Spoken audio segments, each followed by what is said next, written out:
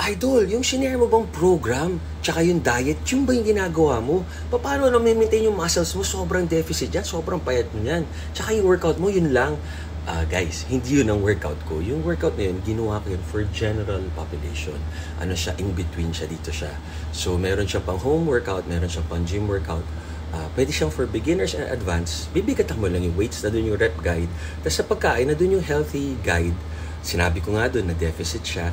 Sabihin ng deficit, calorie deficit, papaya tayo, lose weight kung susustain natin. Kung gusto natin mag-gain ng muscle, taasan lang natin yung protein. Tignan natin yung mag-work sa katawan natin.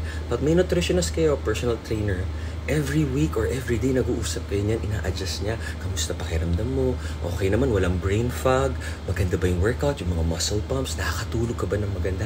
Laging may ganun. Kaso wala sa comment section na lang. So pakiramdaman natin yung katawan natin, tapos mag-comment lang kayo dun ha. Kasi gusto namin makatulong na maging happy, healthy kayo. Tama kayo, mali ako, I'm not your doctor.